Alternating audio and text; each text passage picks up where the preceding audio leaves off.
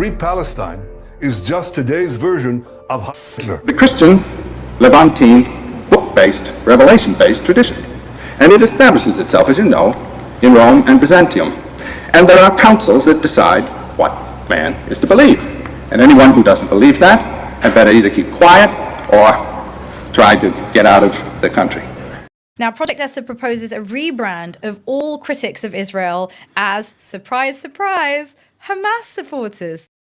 But we now have on that side of the line a vast world of people seeing this inevitable drive of the process against which the individual will not only has no chance, but had better not be allowed even to mention its protest. This is the big statement today of what I call the reactionary conservative wing of modern man's civilizations. Those who will hold to the authority that tells the individual what he is to think, what he is to feel.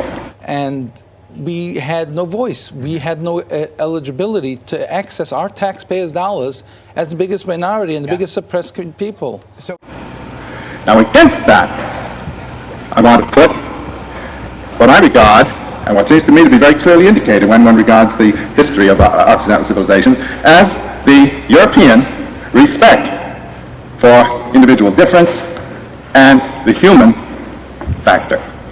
Free Palestine, free Palestine, free Palestine. And if you want to say that I'm saying Seattle, say it to my face, BB, and you won't walk away from that confrontation. This starts with the Greeks, who never allowed a priesthood to stand over them. The Greek civilization is a secular civilization. The Homeric mythology is a secular mythology. And when you read the Iliad and the Odyssey, you find that the priests play a quite secondary role. They just come in as social functionaries, relating this society to that of the deities on Olympus, who are not authorities, but are colleagues, sometimes rather obstreperous colleagues, but and dangerous colleagues, but they don't have an authority. In the Near Eastern mythologies, man is made to be a servant of the gods. The Greeks never had that idea.